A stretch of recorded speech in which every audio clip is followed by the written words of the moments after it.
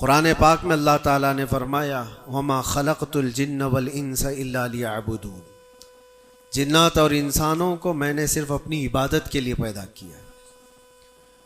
جس چیز کو جس مقصد کے لیے بنایا گیا ہے اسی مقصد پہ اس کو عمل کرتے رہنا چاہیے۔ جہاں وہ چیز اپنے مقصد پر عمل چھوڑ دیتی ہے تو پھر وہ کباڑ کے قابل ہو جاتی ہے۔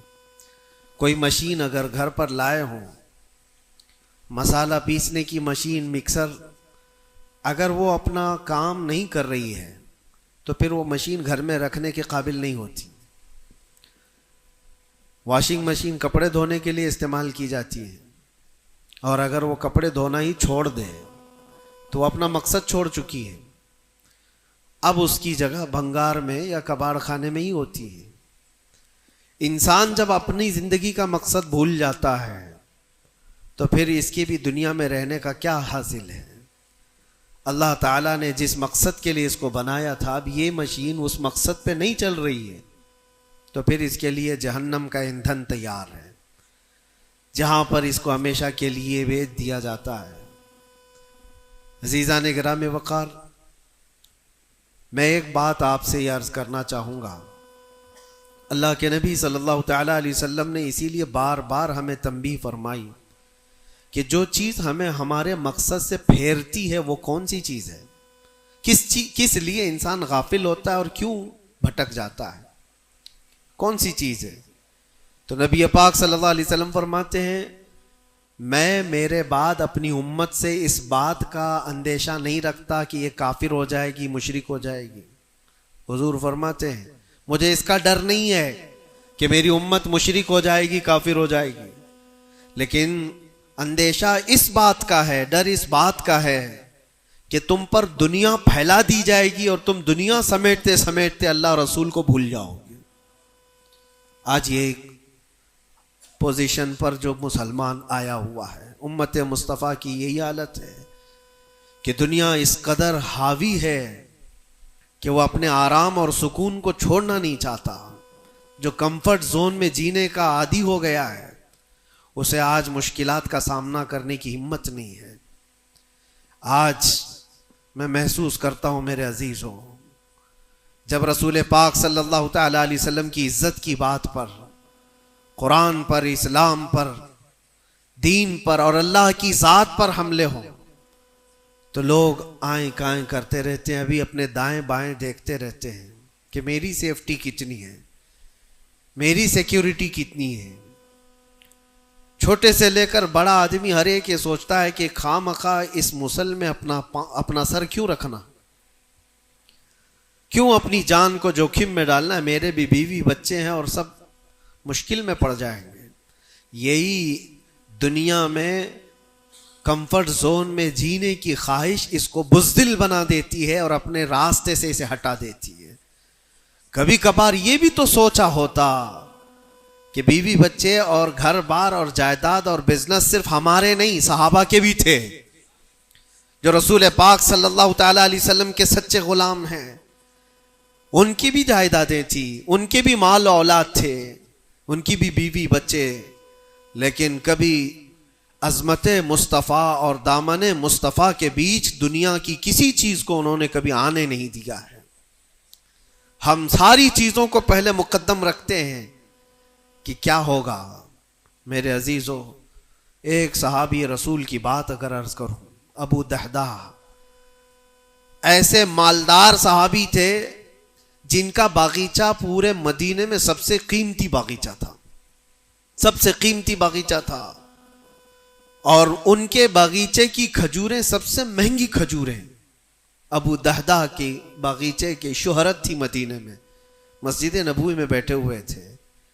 حضور پاک صلی اللہ تعالی علیہ وسلم کے پاس ایک مسئلہ آیا تھا، ایک یہودی کا اور ایک مسلمان کا، ایک دوسرے صحابی کا۔ اس یہودی کے اور مسلمان صحابی کے درمیان جو مسئلہ وہ تھا ایک درخت کو لے کر کے، کھجور کے درخت وہ یہودی کے آنگن میں تھا جس کی کھجوریں اس صحابی کے گھر پہ گر جاتی تھی۔ انہوں نے خریدنے کے لیے کہا، وہ دینے کو راضی نہیں تھا۔ یا اس طرح کا ایک مسئلہ اور بھی ہے، اللہ کے نبی صلی اللہ تعالیٰ علیہ وسلم نے رغبت دلائی، کوئی ہے جو یہ ایک درخت خرید کر کے میرے اس صحابی کو دے دے، اسے میں جنت کا باغیچہ دوں گا۔ تو اس وقت ابو دہدہ کھڑے ہوئے، کہا یا رسول اللہ صلی اللہ تعالیٰ علیہ وسلم، میں سودا کروں گا اس یہودی سے۔ ایک ہی درخت تھا اس کے آنگن میں، اس سے کہا کہ کتنے میں تو یہ درخت بیچے گا؟ میرے نبی کی بات ہے، حضور کا فرمان ہے، میں خریدوں گا۔ اس نے کہا میں بیچنا نہیں چاہتا اس کی قیمت، کیونکہ اسے پتا تھا ان کی کمزوری ہے۔ ابو دہدہ نے کہا کیا تجھے پتا ہے مدینے اوالی مدینے میں ابو دہدہ کا باغیچہ؟ کہا اس کو کون نہیں سنا ہے، مدینے کا ہر بچہ جانتا ابو دہدہ کے باغیچے کی شہرت۔ کہا اگر میں وہ باغیچہ اس درخت کے بدلے دے دوں تو کیا تو یہ درخت مجھے دے گا؟ اس نے کہا یہودی نے پاگل ہو گئے ہو، کیا بات کر رہے ہو؟ ایک درخت کے بدلے وہ اتنا قیمتی باغیچہ جس کی کھجوریں پورے مدینے میں مشہور ہوں؟ ابو دہدہ نے کہا اس باغیچے سے زیادہ قیمتی میرے مصطفیٰ کا فرمان ہے، میرے لیے نبی پاک کی عزت اور ان کی حرمت اس سے کئی زیادہ بڑھ کر کے ہے۔ اس یہودی نے کہا کون نہ کہے گا سودا، اگر تم صحیح میں مجھ سے مذاق نہیں کر رہے ہو تو ابھی میں یہ درخت دیا اور باغیچہ دو۔ ابو دہدہ نے کہا تو نے ابھی دیا، میں نے بھی یہیں سے دے دیا، باغیچہ بیچ دیا اور ساری چیزیں یہیں پر طے کر کے اپنے باغیچے پر آتے ہیں۔ باہر دروازے پر کھڑے ہیں باغیچے کے پھاٹک پر، ان کی بیوی ان کی بچے، گھر اندر بنا ہوا ہے باغیچے کے اندر جو ٹھنڈی حاصل کرنے کے لیے خوش نما، باغیچے کے اندر خوش نما محل بنا ہوا ہے۔ دروازے کے باہر سے ابو دہدہ پکارتے ہیں یا ام دہدہ اپنی بیوی کو، باہر آ جاؤ، باہر آ جاؤ اپنے بچوں کو لے کر۔ بیوی نے کہا اتنی جلدی کیوں اس طرح سے بلا رہے ہو، کیا بات ہے، کیوں چیخ رہے ہو؟ ابو دہدہ نے کہا یہ باغیچہ بک گیا ہے، اب ہمارا نہیں ہے، باہر آ جاؤ۔ عورتیں کبھی کسی چیز کو دینے دیتی ہیں؟ گھر کی کوئی چیز بک جائے عورت راضی ہو جائے، لیکن وہ عورت عام عورت نہیں، رسول اللہ کی صحابیہ تھی۔ کہا اچھا ابو دہدہ یہ باغیچہ بک گیا ہے، میرا تم پر یقین ہے کہ بہت اچھا سودا کیا ہوگا، کیونکہ مدینے میں اس جیسا باغیچہ تو نہیں ہے۔ ابو دہدہ نے کہا تو سچ سمجھتی ہے میں نے بہت اچھا سودا کیا ہے۔ باہر آئی، یہ اندر نہیں گئے، اپنے بچے اور اپنی عورت کو لے کر باہر نکلے۔ ابو دہدہ سے پوچھتی ہے خاتون نے کتنے میں سودا کیا ہے، کتنے میں سودا کیا ہے؟ کہا بس وہ ایک درخت کے بدلے جو یہودی کے آنگن میں ہے میں نے یہ باغیچہ پورا اس کو دے دیا۔ عورت نے کہا ہاں ایسے کیسے، اتنا بڑا باغیچہ ایک درخت کے بدلے میں؟ کہا وہ تو بظاہر ایک درخت ہے لیکن اصل قیمت تو رسول اللہ کی زبان ہے۔ کہا اللہ کے نبی نے کیا فرمایا؟ کہا کہ ایک درخت جو اس یہودی کا خرید کر کے ایک صحابی کو دے دے میں اسے جنت کا باغیچہ دے دوں۔ ابو دہدہ نے جیسے یہ سنایا تو ام دہدہ کہتی ہیں ابو دہدہ تم نے کبھی میرا یقین نہیں توڑا، آج میں یہ کہتی ہوں یہ باغیچہ ہی کیا حضور سے پوچھتے ہم سب بھی بکنے کو تیار ہیں۔ اللہ کے نبی صلی اللہ تعالیٰ علیہ وسلم کی ذات پر یہ یقین کامل تھا، انہیں دنیا بیچ میں کبھی روک نہ سکی۔ ہمارے تو چھوٹی دکانیں ہمیں روک دیتی ہیں، ہمارے تو چھوٹے دروازے ہمیں روک دیتے ہیں۔ عزیزان گرامی وقار، اپنے مقصد حیات سے آدمی جب بھٹکتا ہے تو کون سی چیزیں جو اسے اٹریکٹ کرتی ہیں دنیا میں؟ یہ مال دولت۔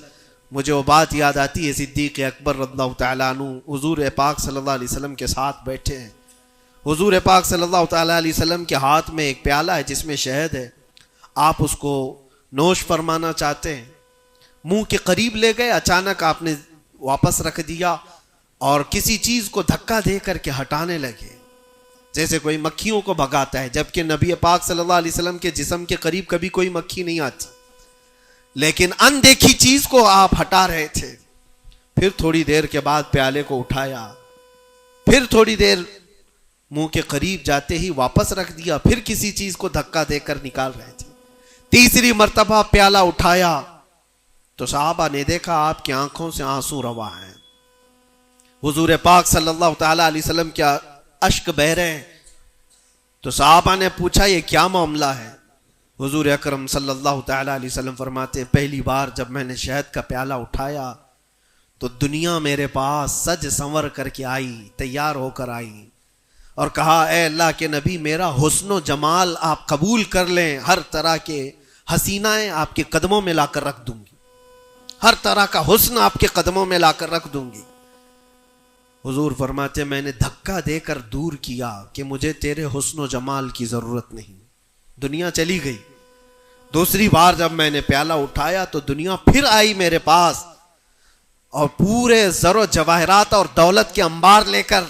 دنیا نے کہا اے اللہ کے نبی یہ قبول کر لیں، آپ کے قدموں میں سونے کے محلات اور جواہرات سجا دیے جائیں گے. حضور پاک صلی اللہ علیہ وسلم فرماتے میں نے اس کو بھی دھکا دے کر دور کیا. نہ تیرے حسن و جمال کی طرف میں رغبت کروں گا، نہ تیرے دولت و مال کی طرف، مجھے اس کی بھی حاجت نہیں.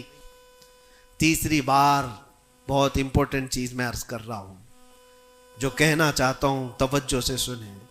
حضور پاک فرماتے تیسری بار دنیا میرے پاس آئی اور کہا اے اللہ کے نبی آپ نے میرے حسن و جمال کو بھی نہیں قبول کیا، دولت و مال کو بھی نہیں قبول کیا، مجھے دھکا دے کر دور کیا، لیکن ایک بات ہے آپ کے بعد آپ کی امت ایسا نہیں کر سکے گی. وہ دولت و مال اور حسن و جمال کی طرف بھاگے گی اور آپ کو چھوڑ دے گی. حضور فرماتے جب میں نے یہ بات سنی تو میرے آنسو نکل آئے. کیا میری امت مجھے چھوڑ کر اس طرح دور ہو جائے گی؟ دل پر ہاتھ رکھ کر کے سوچو ہے مسلمانوں، کیا آج وہ پوزیشن نہیں ہے؟ ہم ان دو چیزوں کے چکر میں اپنے نبی پاک صلی اللہ علیہ وسلم سے کتنی دور بھاگے جا رہے ہیں. تم نے کبھی راتوں کو تصور کر کے دیکھا کہ کتنی راتیں ایسی آئی کہ میں نے اپنے مصطفیٰ کو یاد کیا ہے، تنہائی میں اپنے حبیب کو یاد کیا ہے. اس رسول کا حال تو یہ تھا، ماں عائشہ صدیقہ فرماتی ایک رات ایسی نہیں گئی جس میں رسول پاک صلی اللہ علیہ وسلم اپنی امت کے لیے دعا نہ کرتے ہوں. رات کو کھڑے ہوتے تھے تو پنڈلیوں میں سوجن آ جاتی تھی، پیر سوج جاتے تھے اور کثرت سے روتے تھے اپنی امت کے لیے اللہ کی بارگاہ میں کہ مولا میری امت بھولی بھالی ہے، اس کی بخشش میرے حوالے کر دے. رب ہب لی امتی، جو نہ بھولا ہم غریبوں کو رضا. اور آج امت کا حال یہ ہے کہ سال میں ایک بار میلاد کر کے ہم یہ سمجھتے ہیں حق ادا کر لیا. ہر دن ہر رات جو نبی پاک ہمیں یاد کرتے تھے تو ہم نے آج وہ کیا کر دیا ہے؟ یہی دو چیزیں ہیں جو انسان کو اپنے مقصد حیات سے ہٹاتی ہیں، اپنے راستے سے ہٹاتی ہیں. دولت اور شباب، یہ حسن و جمال. ہر نوجوان کو دیکھو ان دو چیزوں کے پیچھے بھاگ رہا ہے. اسے یہ دو چیزوں کی خواہش ہے، مال جمع کرنا ہے اور خوبصورت عورت کو لانا ہے. اور ان دو چیزوں نے دنیا میں اس کو ایسا غافل کر رکھا ہے، اسے سوچنے کا موقع ہی نہیں ہے. جب اس کے سامنے کہا جائے تیرے نبی پاک کی عزت کی بات آئی ہے، کہا وہ دیکھ لیں گے، مولانا لوگ تو ہیں نا، علماء اکرام اپنا کام کریں گے. کل قیامت کے دن کیا منہ لے کر کے حضور کی بارگاہ میں کھڑے ہوگے؟ کس منہ سے حضور کی بارگاہ میں کھڑے ہوگے کہ میری سفارش فرما دیں اے اللہ کے نبی؟ کس منہ سے حضور کی بارگاہ میں آئیں گے کہ اے اللہ کے نبی میری شفاعت کر دیں؟ کیا اس بات کا احساس نہیں ستاتا کہ اللہ کے نبی اگر مجھے پوچھیں تو اسی جگہ سے آتا ہے جہاں روز مجھے گالیاں دی جاتی تھی اور تو سن کر کے کباب کھایا کرتا تھا، تو روزانہ اپنی مستیوں میں مست تھا. اٹھو وہ گر نہ حشر نہ ہوگا پھر کبھی، دوڑو کہ زمانہ چھال اپنی چل گیا. آج تمہیں میں جگانے آیا ہوں اور بیدار کرنے آیا ہوں. زندگی کا مقصد یہ تھا کہ اللہ اور اس کے رسول کو راضی کرو، نہ یہ کہ تم دنیا کو راضی کرنے کے چکر میں اپنے اللہ اور اس کے رسول کو بھول گئے. ان نوجوانوں سے میں کہتا ہوں جو رات بھر تم اپنے دوستوں کے لیے گزارتے ہو، تم اپنے ماں باپ کو چھوڑ کر کے چلے جاتے ہو اور ان دوستوں کے چکر میں اپنا مال بھی بہایا، وقت بھی گنوایا، لیکن حاصل کیا ہوا پتہ ہے؟ قرآن میں 19ویں پارے میں اللہ تعالیٰ فرماتا ہے بہت سارے ایسے لوگ ہوں گے جو صرف اس لیے دوزخ میں جا رہے ہوں گے کہ ان کے دوست برے تھے. یا ویلتا لیتنی لم اتخذ فلانا خلیلا، وہ پکارے گا اے کاش میں فلاں کو دوست نہیں بنایا ہوتا تو آج دوزخ میں نہیں جا رہا ہوتا. بہت سارے ایسے لوگ، اور جن کے لیے تم نے زندگی پوری اجاڑ دی، وہ کب تک کے لیے آئے تمہارے پاس؟ کب تک کے لیے؟ کیا تمہارے جنازے کے کندھا دینے کے بعد ختم ہو گئی بات؟ کون تمہاری قبر میں آتا ہے؟ کون تمہارے قبر کے حالات دیکھتا ہے؟ کون ہے جو حشر میں تمہارے معاملات کی سفارش کرتا ہے؟ ہے کوئی نوجوان دوست تمہارے لیے مددگار؟ نہیں. تمہارا دل بھی یہ کہے گا اس قبر کی نئی زندگی میں اگر کوئی آئے گا تو وہ آمنہ کا لال آئے گا.